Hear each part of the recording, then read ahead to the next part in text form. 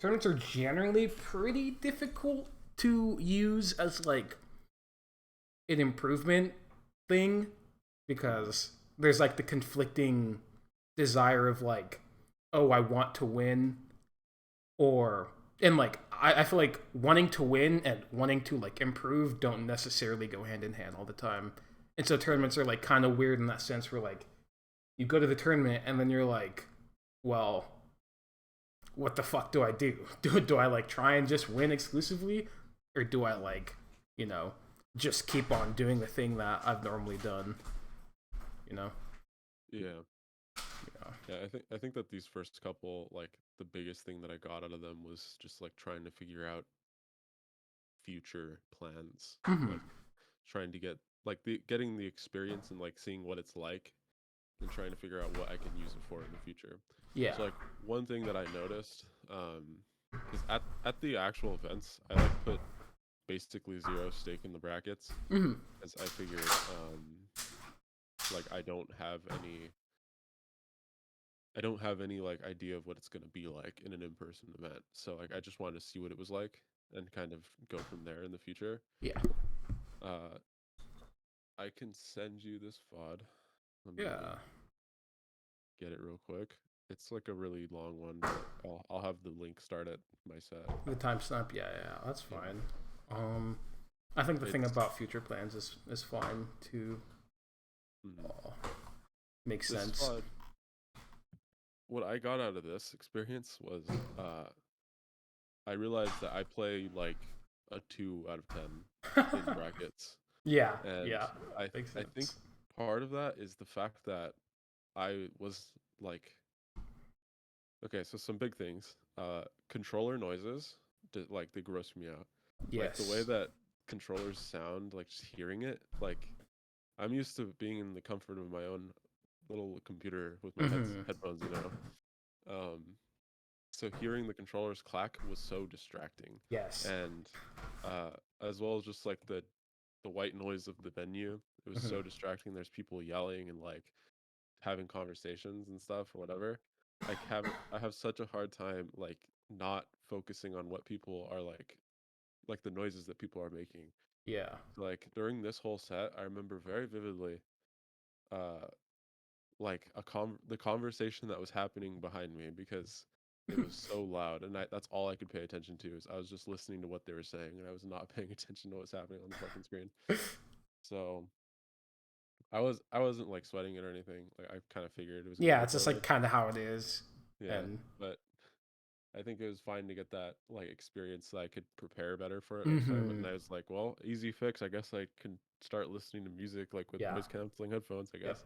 I think investing into like a sound setup, whether you want to like plug it into the TV or whatever, or like have your own music playing, Mm, I think could be a valuable thing. I do think there is going to be some aspect of like it might be valuable to see like if over time you can get more used to it, or maybe if like you know you can it like you end up being able to like coexist, I guess, with it. Because I do think there will be some times where it's like, oh, I just don't have headphones, or I just the setups just don't have the correct plugs, or I left my adapter at home, or my headphones are dead, or whatever, right? mm-hmm. And I think in when moments like those come up, you don't want it to just be like, oh well, I just instantly lose with no chance of winning. And Mm-hmm. I think for some people, the background noise is just like I cannot deal with this and I need to stop it. But sometimes it's like a thing that you can just like learn to zone out. I do think initially it is really distracting, but at some point it's like when I, I was talking about this earlier. It's kind of funny, but you know how like when your smoke detector dies, it like does the beep thing every now and then. Mm-hmm. It's like how people just live with that on all the time and like don't even realize it. It ends up being one of those things, I think, for some Mm-hmm. people once you end up like experiencing it more. It's just like this is just the thing that I associate with, Mm-hmm. tournaments or melee or whatever, and I like don't process it. Yeah. Oh, I yeah. think that has to be the case. Like when you watch some people, like they'll be on like top 8 stages at like giant. majors and they just won't be wearing anything. Yep, Like and it's they'll just just like it's just how it is. I know I definitely have. I like when I'm playing. I definitely do like sometimes zone into the conversations behind me, and it's like, damn, unlucky. But I also think that like I have put some amount of time and effort into like not letting that take away from like the letting that take away from like my gameplay. mm-hmm. And I think it is like to some extent a workable skill. It all depends on obviously what type of person you are. Um, but things it's similar to kind of what we talked about, just like staying focused before, where it's like you have a routine or you have like you like ground yourself within the game or something like that, right? Mm-hmm. Those are like tactics or like techniques that you could apply to that situation even. But I mean, obviously sometimes the noise is just too fucking much, or like you have I've had plenty of times where people are just like yelling indiscriminately behind me and I've had to turn around and literally shush them. And so it's like not Mm-hmm. everyone it's like no one's immune to it to some extent, right? So I definitely Yeah. get it. Um I guess. Do you have any other thoughts about the tournament? Uh, I will say I think that like as far as the actual like sets went, um, I don't really think that there was anything that was like that helpful to look at other Mm-hmm. than this set because I think that this set is like drastically different. Like the way that I played is drastically different than the other ones. The other ones were kind of just like whatever, like throwaway. Like I may as well just playing like unranked players, like on players on unranked. I mean, um, like I lost a set to a Falco, and it was like just the most Falco I've ever played. Yep. And I came out of it thinking like, well, uh, I hit 0 edge guards, and they hit like 2, and that like ended up mattering like a Yeah. lot. So I was I like, well, agree. I guess I'll practice edge guarding, and I have. And after these tournaments, I've for the past like 2 weeks, maybe 3, Mm-hmm. it's somewhere around there. I've been playing melee with like a pretty strict routine. So every morning I'll play for about 3 hours, and what I do is I've since these tournaments I have basically been living my life as if unranked does not exist. It doesn't Nice. exist to me anymore. So I've only been playing like using Uncle Punch. I made some. I've used a lot of the stuff that you guys have Yeah. in the save states Oh Discord, by yeah, the way. like those safe states and stuff. Have you been like making any on your own or like? Yeah, I've been making mine on my own as well. Like I've been setting up some edge guarding ones for Falco. Just like some setting up some edge guard mix ups and like trying to get a feel on like how to actually edge guard Falco because that was a big problem. I also have some neutral stuff like just Falco like doing some shit like Mm. just like he'll like I have it set up so you like laser at me or like laser dare at me or like laser dare or laser dash back dash in dare and like stuff like that, you know. Just Mm. like have it set up to do different stuff so I can try to deal with it. Um get used to like turning my back in Yeah, neutral instead of trying to deal with like things head on. I think that's Um really good. yeah, I mean it's hard to like put it into words, but yeah, I've been using like safe states and like practicing like actual combos like tech Mm-hmm. chasing and stuff. Like Yep. I've been practicing tech chasing off a shine every single day. Practicing platform tech chases with Fox Up Air. Practicing wave shining Peach every single day. Wave shining Falcon every day. Mm-hmm. Um, edge guarding Marth. I've also set up some save states for that. Nice. Um, but yeah, basically just living life as if unranked doesn't exist, and the only people I play are people who I like seek out.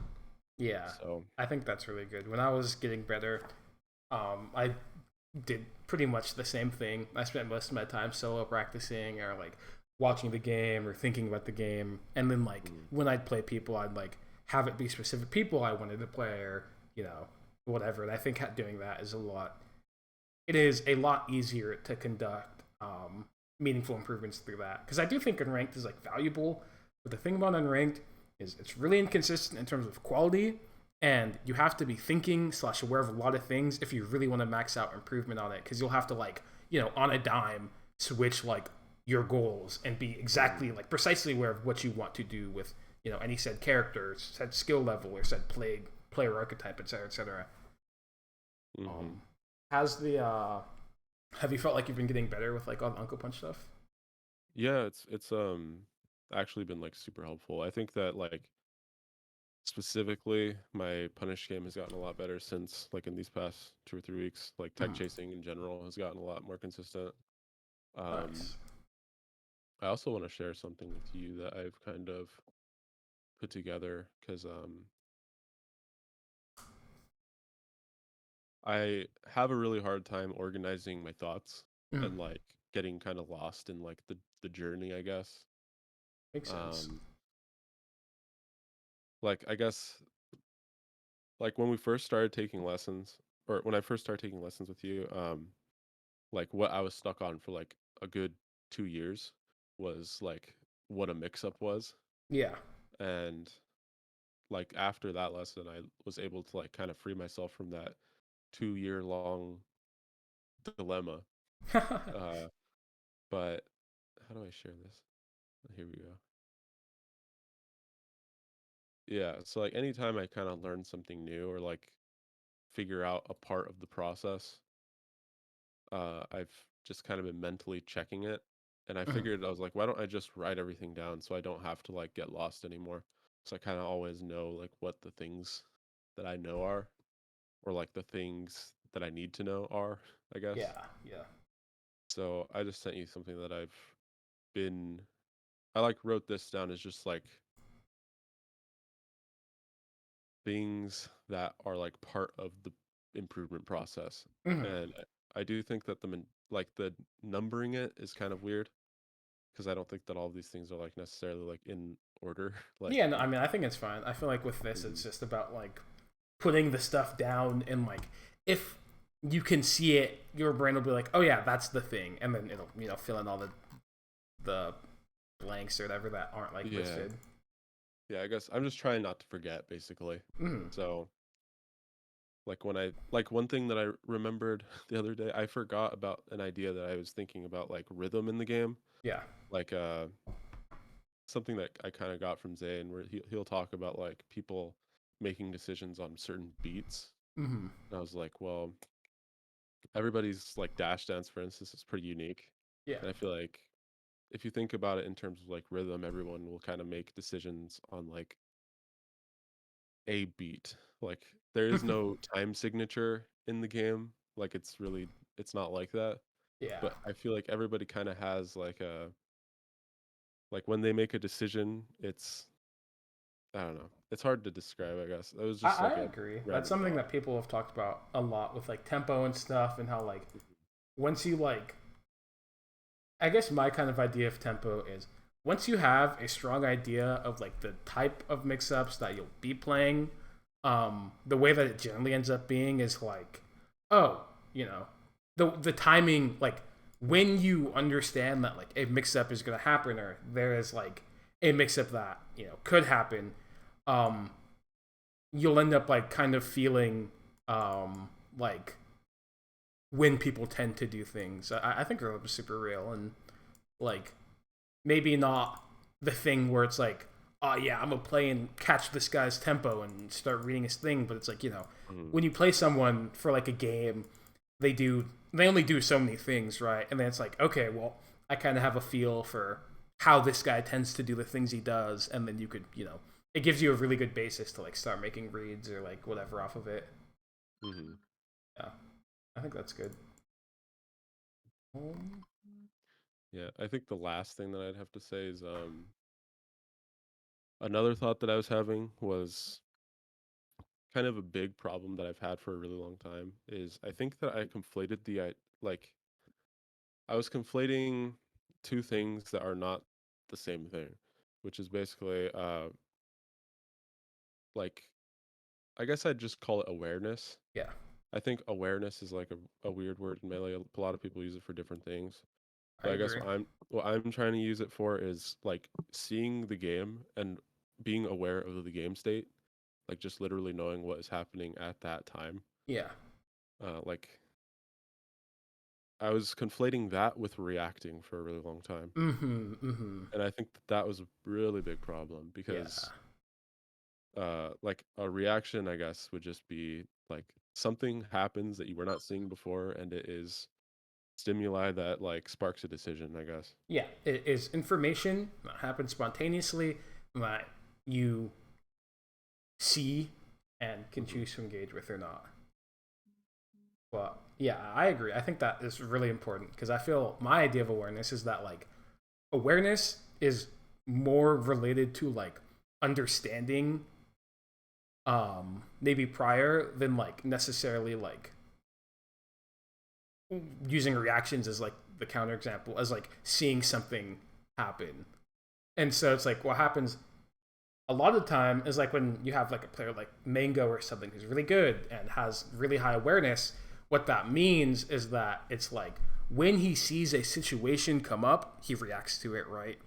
He Mm. has high awareness, meaning that he has a good idea of either what people tend to do, what he needs to do to win the interaction and or defend himself, and what like could come of said like interaction, pretty much after he's made his decision. And that's what I think of as like awareness. And so then like reactions and awareness are, they go hand in hand in that you need both to like generally succeed within any situation, but they're definitely separate in terms of like implications. Yeah, Yeah. yeah. I think that that was like something I was like kind of tripping about yesterday. Mm-hmm.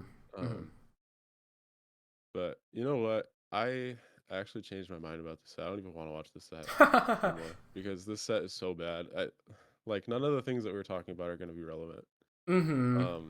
It's if you want, I have a couple games with Falcos Yeah, from we can like do that. because I lost to a Falco and I do want to like improve on that matchup. Mm. Um, these are two different Falcos and it's one's from today and one's from like a week ago or something. Okay. Um, Oh, I guess I know that you probably weren't playing these with the intention of them being a thing that you do a lesson on or whatever. But I guess, no, do you have any thoughts on them, like even generally? Because I know you're working on edge guarding, and we've done a Falco lesson before, and we've kind of talked hmm, about the laser mix-ups and stuff. yeah, I think that I've pretty much just been trying to hit hard. Yeah. Um, but also like one thing that I struggle with is when the Falco decides to like just kind of disengage and like shoot lasers under a platform. I think that we might see me just kind of run in and Mm-hmm. like try to get into a range where I can like force the take laser mix up. Yeah. Um, which I don't know if that's like a good way of going about it. Probably not. But I'm like kind of not afraid of them, so I'll just like run at them, I guess. Which Yeah. is probably not great, but Yeah. We, I'm we like, we can talk about that. yeah. I have thoughts. I guess before we get into this, I do want to talk about the last lesson we did. Was that the Marth lesson or was it the Falco one? Um, I think it was a Falco lesson. Okay. Do you remember what we talked about in that lesson? I can check my YouTube to jog my memory really quickly. Let me see. I'm sure that if I know for sure which one. Yeah, yeah, I can see. Okay, no, we did Fox Those. I remember. This was the one where we talked about like I think it was game plan stuff, Oh um, yeah. and then more kind of reacting slash uh reaction point stuff. And then we watched the Daki versus some random Fox Hmm. match from a while back. And then I kind of talked over the Fox Ditto uh, and like, maybe what the mix ups are and stuff. I remember that lesson. Okay. Hmm. Um, I guess since with that lesson we talked about it, or talked about melee conceptually a lot more than like really focusing on the Ditto. But and we've kind of already covered, reaction point and like game plan stuff right now. So I guess it seems like we're good to go. I guess, do you have any thoughts on that stuff? If you do, it's fine if you don't. Uh, off the top of my head, uh, no. But Okay. if things come up, I'll bring it up. Okay, cool. Sounds good. I'm gonna start streaming this Falco. All right.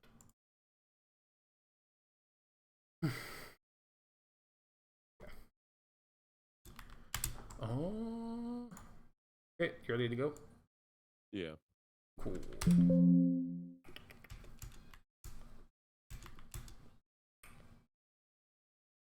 Nice.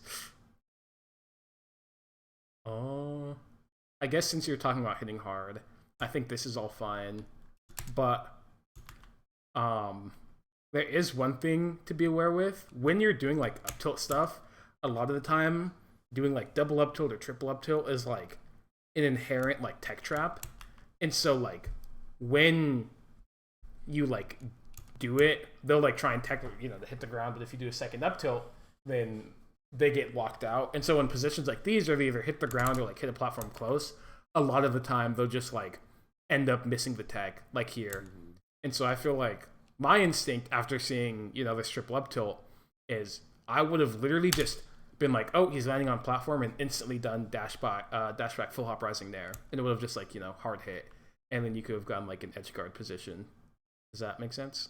Yeah, that makes a lot of sense. I didn't think about it as the tech trap, but that does make a lot of sense. Yeah, up tilt's like an inherent tech trap. If you up tilt someone at like, any percent where they could possibly hit the floor, it's just a fucking like a mix up. They can get tech trapped, and a lot of the time I don't think the meta is necessarily at the point where a lot of people like wait to tech or don't tech up tilt or whatever. And so that's something to keep in mind.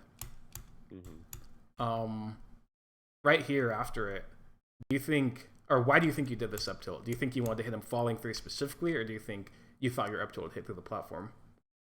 I actually played this one today, so I remember thinking that I knew that it wasn't going to hit, but I figured it just would anyways because he would do something to get hit after. Yeah. That's kind of what I thought, which it did I feel work. like that's kind of the disrespectful kind of play, I guess. Like I just didn't do a good thing. I just did a thing. Yeah, you did a thing. Yeah, I think in this position, once you decided to like go under and like instead of like just hitting him but going under, I feel like the way that you could have played this is instead of like up tilting here, which it was actually really close, you could do stuff like tech chasing with full hop up air. You could up air neutral get up attack, and both the miss tech rolls too, just on reaction with like rising up air. And I think after doing this first up tilt, the biggest issue I have with it isn't even that you like misjudge, because this up tilt's pretty close to hitting if you look right. But after doing the first one, you should have been like, oh, it didn't hit, I'm in a bad position now. Because what would have happened a lot of the time is if you're playing against the better Falco, they'd see the first up tilt and be like primed for a potential second up tilt. Because to them, that's a free hit. You're doing something pretty greedy, and it's like not unreasonable to expect Foxes to like double up tilt a lot, right? That's a pretty common thing. Yeah. And so you would like play against a player like, I don't know, that would be like maybe slightly better than this, and they'd see the first up tilt and just immediately short hop, and then with punish the second up tilt with like a short hop, fall through platform, late down air, right? And I feel like that was like that could have been an instant way to just lose your stock. Getting late down air at low percent is like Falco's best opening, right? Yeah. And so it kind of like leads into the idea of that like when I guess the overarching thing is just that like in situations like these, or like maybe you drop your combo or are aggressive in like a weird way, you have to still like actively judge you have to actively judge risk reward and like make an attempt to like adjust, because like you could have done like dash back if you knew that like, oh, he's gonna try and like, or if the Falco is better, he's gonna try and like read the second up tilt. Or maybe you could do shield just to like be safe from everything, right? Because if you shield, he does early shield drop aerial, you just get to shine out to shield him. And if he does like the back flip off late aerial, you can like react to the jump and maybe decide to roll away, or maybe like eat the down air but then like try and shine out his shield like his shine or something, right? Yeah. And so it's like, by being aware of the risk reward, it opens up a lot of like freedom in how you could play the situation, and it makes this not even end up like the first up tilt, not even be risky at all, right? Because you kind of just get out. But the second one can get, boomed. Yeah. This is a fine combo. I kind of wish he tech chased here instead of down tilting, but I kind of feel like if you tech chase and he did neutral get up, he would have just DI'd to the top plat, and that's probably the least desirable, so the Santo's probably fine. Speaking of edge guarding, I think what you did was fine. You space for side B, then check if he does it, and the forward tilts, whatever. But at this point, you have to like react to the fact that he did like this up B that's so close to the stage, and just like hit it. Like you could, drift for full hop, drift forward in air, or like, turn your back and do a rising bear. Just like hit it. Really, that's all you need to do. Because being in this position, you whiff these two jabs as he goes to edge. You're like, oh fuck, I got to get out of there, right? Yeah. I think I have a really big problem of like kind of shifting my brain from like, oh, I'm playing a mix up to like it's time to react. That makes sense. Yeah, I think I just need to work on that. Yeah, I think once you learn more things, that'll kind of fix itself. Because when you like learn situations, you'll like get to the point where you know that, oh, in this situation I have to react, or this situation I can react, or this situation I just can't react at all, right? And I mean, in situations like these, to like, have there be a takeaway, it's just like when Falco up B's next, Fox and Falco, when they both up B next to the stage, you can just hit it on reaction. You don't have to like read it. It's just, even like when they're like out here, they're so close that it's like you can jump off side and still have enough time to hit it, right? Yeah. Good grab. I think this upper is bad. It just, even on DIN, getting the second upper is pretty difficult. And I think what you should do instead is waveland tech chase. If you waveland tech chase, you get a grab on tech in place. And something that I've been doing that I think is pretty good is in these positions where you like are waveland tech chasing at like a high percent, you can grab tech in place and then like either get a combo if they DI to the side or no DI. You get another waveland tech chase on top plat, and if they DI to the side, there's technically a mix-up where you can like forward smash tech chase, and if they DI away, which they would be, right? Generally people tend to DI away. Then they just like DI off the stage and DI a forward smash away and die instantly. Does that make sense? Yeah, that makes sense. Yeah. Obviously the other part of the mix-up is just like grabbing the tech rolls and up throwing instantly. And at higher percent, like slightly higher percents where up smash on DIN starts killing, that's really when like the forward smash, up smash mix-up starts working, because it's up smash goes on DIN, but they leave DI away, and forward smash goes DI away, but they leave DI in. Yeah. Okay. I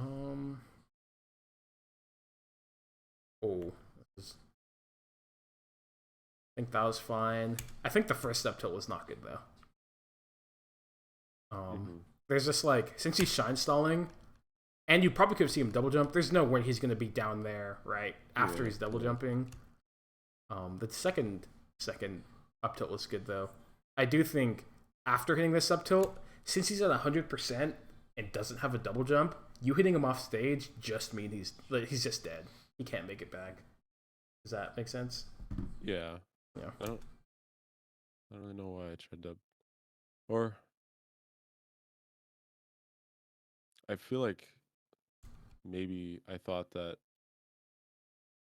he would have just like died or something, which is like really dumb. Yeah, at this percent, you see how even at like a later percent at a similar height, he just lives, right? And he even have a good DI on it. And so it's like he probably wouldn't have died there. And even still, it's like if back air just insta kills, back air's a way easier and more consistent move to hit than up air. Up air has like defenses they could do to it, or if they do try, or if you try and do something that's indefensible, like single hit, it's significantly harder, right? Hmm. So it's like you could just do the back air. And same for this up tilt too, right? It's not like he got his double jump back.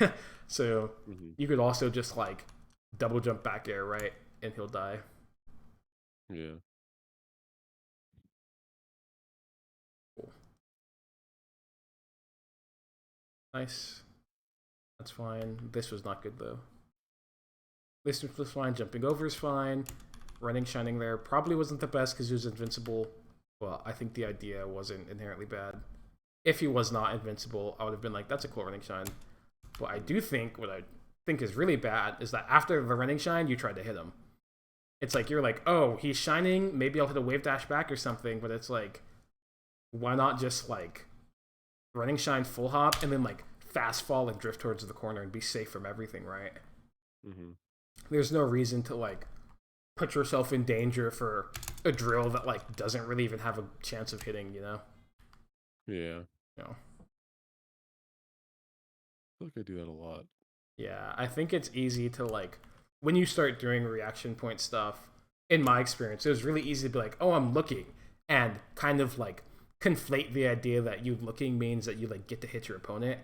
A lot of Hmm. the time, looking means that you realize you actually can't hit your opponent, and then you get to like avoid them, so they give you a free hit next time. You know. Yeah. That's very true. Then USD unlucky. Oh, this up air was good, but I do think you could have realized that he was like air dodging and that your up air would have missed, and then like drifted back slightly. You kind of see how you drifted forward, and so it like puts you so far away, not so far, but like far enough away where your shine wouldn't hit. Yeah. Yeah, I think you could have like changed your drift a little bit, and that's like a really hard reaction hit for what it's worth. But that's like what reaction points are, right? You do this up air, you have nothing else to look at, you know? You could have like drifted back a little further and actually been able to like get the shine. Oh. This is something really important to practice. Up throw up smashing Falco at 0% is like Yeah. I started practicing that today because for the past like 2 weeks, I've only been practicing up throw up smash on Fox at 0%. yeah, Falco's significantly harder. I think Diabla behind is Yes. literally frame perfect. So you should definitely Yeah. practice it. It's super important. I practiced that for like half an hour this morning. Nice. I'll I'm sure I'll practice it more today. Yeah. Um this full hop nair wasn't good. Uh is it clear watching why it isn't good? I like don't react. I like full hop Yeah. and then just like instantly nair. I That's like such a bad thing that I do sometimes. I don't. Yeah. Something that I think is good is it's like when you're full hop nairing,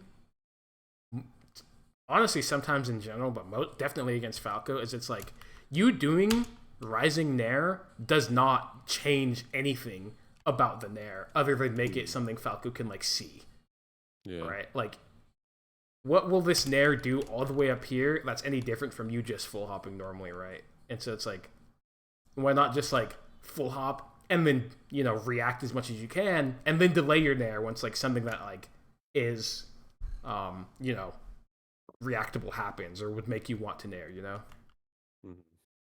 Something I also think is pretty important is what makes me really not like this full hop is that he rolled away, right? It's like, Mhm. look at where you're at. You could have seen him roll away. And it's like, at this point, what is going to happen, You full hopping won't do anything unless Falco literally approaching lasers or aerials directly into the center, right? Yeah. In every other scenario, the full hop like doesn't really function that well. And I feel like given that, you both end up at like relative frame neutral, right? If you look at when you're both actionable, right? It's like, you know, you have time to move in a center stage safely before him even like lasering or down airing could hit. And so I feel like when I see this position, I'm like, okay, I'm gonna dash forward, maybe do pivot shield right here, and then like full hop out of my shield at this spacing, and then potentially play around the idea of Falco being closer to here. And then you have access to top platform and stuff too. Does that make sense? Yeah, that makes sense. Oh, oh, you missed your tech chase. Get up smash. Nice. This is honestly an awkward trying to get, but this one you just have to like do like dash back jump shine. You kind of see how if you dash to like right here and then jump shine, you'll like meet him right here.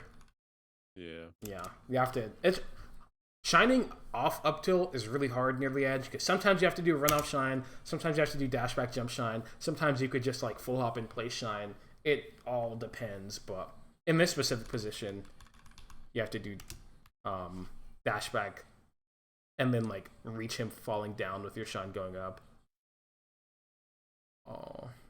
Oh, this. Yeah. I wonder if I could set up like a save state in like a position like that and have him just like do different DIs. Yeah, you could set up just like a Falco, like full hopping and then falling, and then like doing a DI, and you up tilt it, and then just like try and react that. I think this was like 30 something percent. Yeah, 39%. Yeah.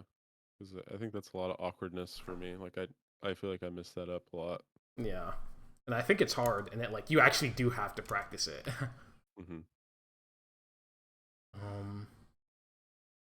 In this position, I feel like sometimes you can get the like this grab on side B, but I feel like you're really, really far away. You see, you move out of shield pretty quickly, you move out of your wave dash perfectly, and it's like by the time you did like you didn't JC grab, but that just means it's faster than like normal than like dash grab is just 1 frame faster than JC grab, and so it's like even if you dash grabbing was late, then it's like you probably weren't gonna actually get there and be able to grab in time. And that's also something like really important to be aware of, because if you knew that you couldn't like directly punish this side B from this spacing, you probably would have been like, oh, I can't punish that, and then you'll have like wave dash forward and then like turned your back and started pressuring, right?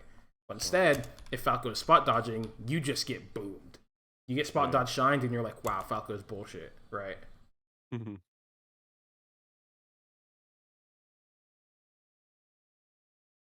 Oh. I assume you messed up throw? Yeah, I definitely did. Yeah. Oh. This up tilt was almost good. You just have to do it. A lot. Yeah. It's hard. All controllers are like pretty different, and some controllers actually just suck at up throwing. Mm-hmm. And it's probably worth like learning how your controller works and trying to like start acting you're just a few frames late, seeing like what inputs actually give you up throw in the game. Mm-hmm.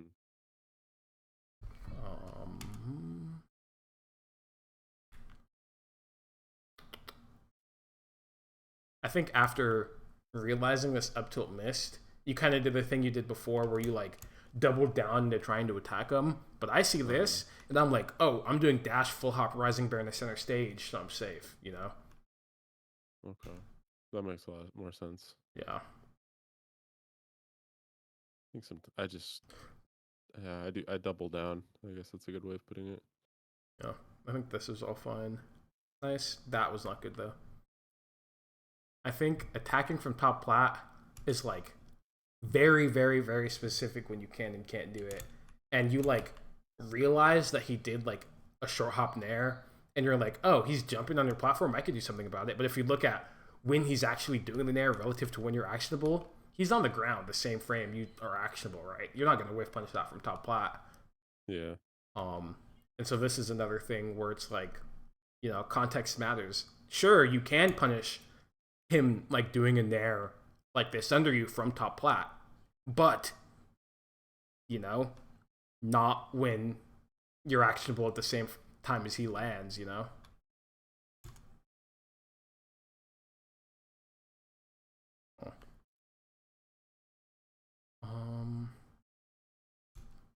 I think this up tilt was pretty bad. I feel like you did this full hop to avoid side B, but then it's like, once you avoid the instant side B, you don't have to like try and cover it, you know? You already did your job. You full hopped, so you'd avoid it and have time to see it and like punish it on the stage. And once he doesn't do it, you could like change what you're looking for, you know? Whether it's like wave dashing the edge to cover shorten, or like priming yourself to potentially jump out and like shine up B, you know? Mm-hmm. And I feel like here, this is pretty similar to the other spot where it's like, at this range, if you weren't like up tilting here, you would just see him up B and like full hop bear him, like full hop, then like falling bear, or just like dash dance jump shine him, And he should be dead. But instead, he has another chance of living. And oh, look, he lives up tilt shine. What if you like, he shielded this bear and you got shield drop shined and lost your stock? It's like you just had a free kill that you didn't take. Yeah. That's good. Not good. I think once you run and then you realize that he like full hop bared the top platform, but I do not think that like signals that you get to hit him. It just signals that you get to take this position for free. Because what I'd see, or at least the way that I see this position, is once he does this full hop bear on the top plat, and you're like, okay, he gave up some space, I would just run up to like right here and wave dash down. Because if I do that, it leaves me safe against him like dropping through and doing a thing. And if he continues to go to the corner, guess what? I'm in center stage and I get to take it for free and like play from there, right? Mm. This like isn't really a position where you get to hit him, and you kind of see here where it's like he just drops the platform and now you're like, shining under him. I wonder why he didn't like do anything, but like this is totally a position where he does this and then he like sees that you're like dashing forward and he just like drop shines,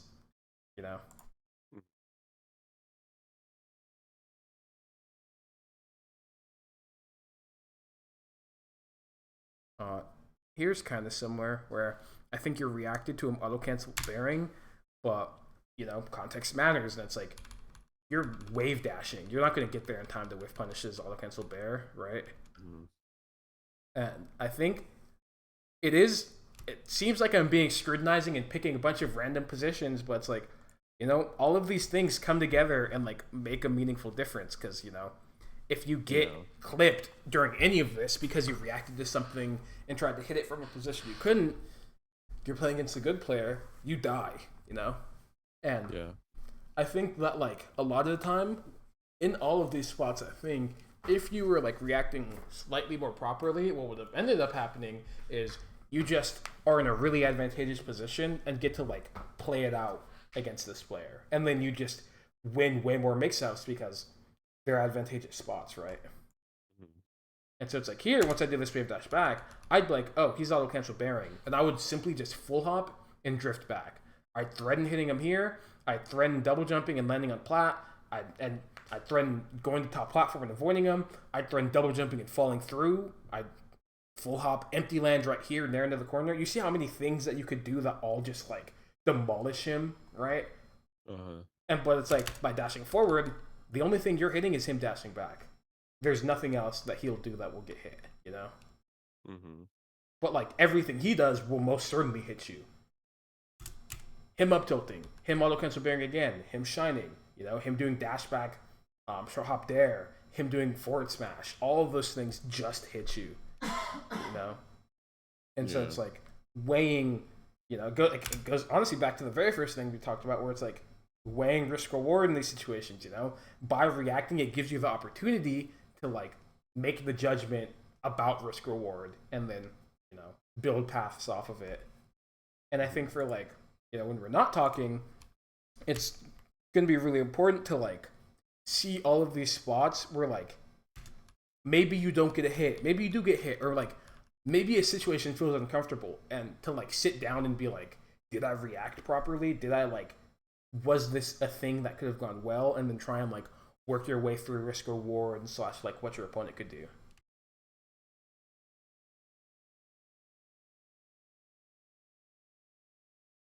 What the heck?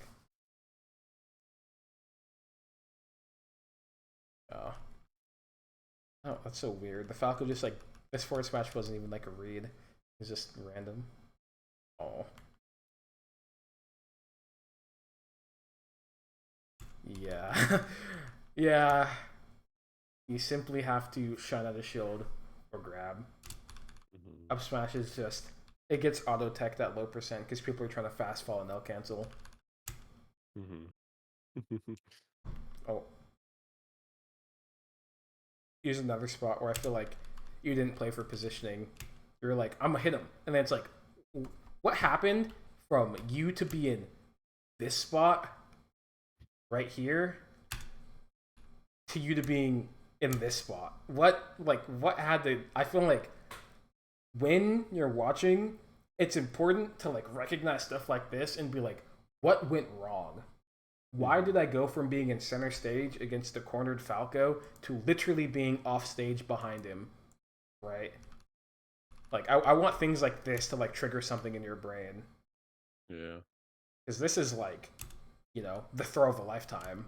The Falco like reacts well. He just does full hop up air, full hop bear. You are just dead. You know? Yeah.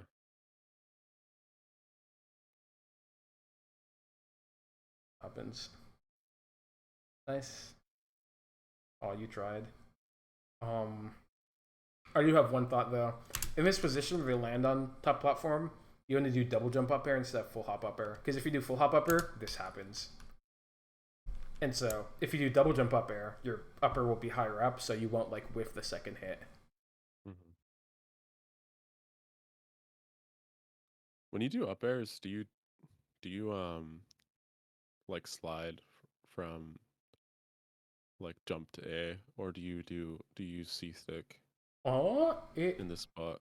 it depends. A lot of my up airs nowadays, if I'm doing like full hop up air, I'll generally claw and use the C stick.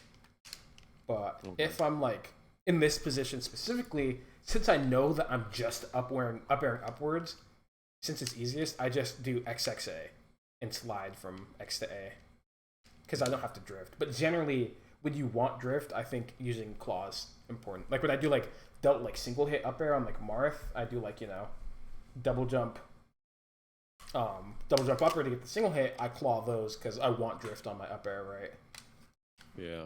That's kind of how I see it. Whether you want drift or not depends on how I execute the up air. So I think what I did there was I tried to like just go from Y to A, but I think I did it in such a way where I got an up smash. Yeah, I used it too fast. Mm-hmm. But I'm Oh, always like kind of unsure of like what the best way to actually get the up air is. yeah, it all depends. I think this invincibility is good. I wish instead of dashing right, you went further into the corner. I feel like if you do this and you like land at the actual edge of the stage, there's no way he hits you. He just cannot, right? Mm-hmm. And so now what happens is you go through, guess what happens? He's right next to you as you like, right? It's like you don't want this. And look what happens. You try and wave dash away and you get hit, right? But it's like that situation would not have even occurred if all you did was full hop and drift literally one frame further and landed in the corner of the stage. And I think like it's I guess kind of how I feel is I think you saw him do the full hop like bear, and then you're like, oh, he did full hop bear. That means I can run under it. But it's kind of the thing that we've been talking about the whole time, where it's like you're missing details. You were full hopping when he was rising with the bear, right? It's not like you're on the ground the whole time, and so the time when you actually can start dashing away is significantly different. And you see how, right, by the time you start dashing, he's literally on the ground. Yeah. Yeah, it's just like the situation changes. Like it's literally a different situation, just depending on like what you were doing prior. Because it's not like not every Falco auto cancel bear is the same. Sometimes you're at different spacings. Sometimes you're at different frame advantages. Sometimes you're in different positionings. It's just like all those things matter, and they're like all unique situations that like you have to look at. Nope. This is kind of similar to the running shine full hop you did, where it's like you saw that something weird was happening, and you're like, I'm close to him.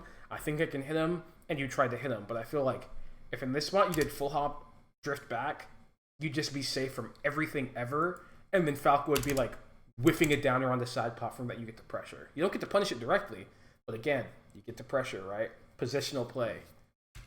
You get advantage anyways by playing these positions slightly less direct. And that's like, that's been a trend the whole time. If you play the situations less direct, what ends up happening is you're aware and you can play positionally and have enough advantage to play it in a way as if you just won the interaction, right? Yeah. Oh, this read is not the best.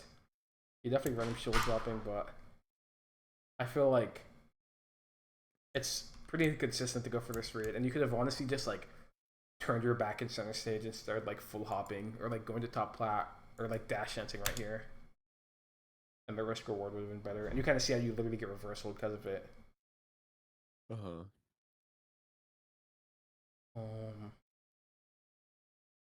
Like with this full hop, you missed a reaction. You started your drill way too early. Mm-hmm. It's kind of a similar thing with the Nair, where it's like a lot of the time there's no reason to actually drill this early. You know, you could delay your drill by like 3 frames and be able to see enough to like actually confirm it, and get the same benefit of like hitting him jumping into it, right? Mm-hmm. It's like, you know, giving yourself the opportunity to react is, you know, it's why you do these full hops, right? Yeah. Here's a laser spacing thing. At this spacing, you can't turn around up tilt aerials. You can only do it on what's it called? On approaching laser. But if you're slightly further back, you hit both. Because what happens is, if he does approaching laser and you're like back here, you hit the front of him and like trade with the laser. And if he does this down air, he just lands right in front of you, and you like whiff punish it essentially. Nice. Cool. Oh. Yeah. And I mean, I know I like criticized a lot of things that happened, but for what it's worth, when you were like playing neutral normally, I thought you were doing generally correct things against Falco. I don't think you were like playing the matchup horribly and doing dumb things. It's like, no, you're playing the matchup pretty well. You just like, you know, in the times when you're reacting, you're missing the correct information, or you're missing like all of the information that's happening, and it's making you like judge risk reward incorrectly. Because I think all the times we react and try to do a thing, it's not like the thing you did was like, wow, this is just so random, it makes no sense. It's like, clearly you had an intention with it, but the way that you're looking about the situation was wrong for some reason. Does that make sense? Yeah, I think the way that it kind of comes up to me is like it's almost like I'm losing track of like the original position when I see some kind of like when something comes up that gets me uh that gets my gears turning. Like I lose track of the situation, then I'm like misinformed about it once I go make a decision. Yeah, yeah. So That I think makes sense. I think the core issue is kind of what you said before, which was you said something like when I'm reacting, I like don't. You're like not taking your action into account. I don't think I said that word for word, but that was implicitly at least what ended up being the case. Where it's like you're seeing the Falco do the thing, and it's like generally him doing a full hop rising backward at top platform is like a free way to get positioning or sometimes hit him, right? But you know, there's context, and you were wave dashing away or you were full hopping, right? Yeah. And The other thing that like stuck with me was when you said that when I am looking at the screen, like that doesn't mean that I just get to hit them when I see them do something. yeah, It's like sometimes looking at them means that you don't that you know that you don't get to hit them. yeah, And you get to reposition, you know. I agree. So yeah. I don't what do you think like the biggest way to like improve that is? Like to just try to play less direct? Um, Like I think the best way to go about improving it is honestly just to go back and watch your matches and like be very, very critical of when things happen. Like really try and look at each interaction and like sit down and be like, if you do not like have complete holistic thoughts on the situation that are super concrete, be like, even if you get a hit, be like, was this like a good thing to happen? Was I reacting? What did I react to? Why did it work? Given I reacted to it, right? And like look at all of those different like aspects. And I think it's going to be hard because there'll be some times where you're just moving around neutral, and it's like, what am I supposed to pick, right? But I Mm-hmm. think like obviously when you play, it's pretty clear to me that you have an idea of what things are like things that you get to react to and do something about, right? The console bears you did stuff about. The Falco jumping you did stuff about. Him full hopping the top plat with a rising aerial you did stuff about, right? The platform or the situation you're on top platform, he did like a nair under. It's like you know that these situations have reactable implications, but you haven't like mapped them out enough to the extent to where like you understand the qualities of like what makes them like why they're reactable or like hittable in reaction or like repositionable in reaction or whatever. Does that make Mm-hmm. sense? Yeah. And I think if you can like when watching, one thing that I think I have done a lot is that it's like when I watch, I'm constantly thinking, what would I have done in each given position? How do I want to play at any given point? And like, judging the game state. And I think if you like watch VODs with like similar intentions, honestly, to when you're playing, you're just like perceiving the game and making decisions, you'll realize that like, wait, something different happened. I did not like that. Or like, wait, this Mm-hmm. didn't line up with my idea of what the situation is. Or like, hmm, the thing I thought was good happened and he died or he got hit, right? Mm-hmm. And I think like when you watch, yourself play or even top players play or whatever, and those things happen, it's like an opportunity essentially to tell you like you need to sit down and look at this and think about it. Yeah. And I do think sometimes there'll be a time where it's like this something different happened than what I thought, and it worked. And that doesn't mean that you don't know about the situation. There's plenty of times when I watch any top Fox player and I know a situation perfectly, and they do something like different than what I thought within the situation. It's like okay, but if you know that you understand the implications of it or like the qualities, and it's like you can just keep going. But obviously, if there are like lapses in understanding, you have to sit down with it. Mm-hmm. Okay. Um, yeah, that's honestly all I got. Do you have any other Okay. thoughts before we wrap up? No, I think you gave me a lot to work with. I think right now I'll probably just go ahead and start doing that. Mm-hmm. Just go and watch some VODs and really focus on the moments where I am uh doing things like after reactions, like basically like failed reaction points or something. Like Mm-hmm. I don't know how to like describe it um best, but I think I get the idea. Yeah. Okay. Oh, that sounds good. If you have any questions or like feel like there's a situation that comes up that you like are having trouble solving or something of that nature, Mm-hmm. I mean, you could always message me and I could give you the best answer I can. Okay, that sounds good. Okay, cool. Have a good rest of your weekend. I'll talk to you later. Yeah, you too. Talk to you later. Later.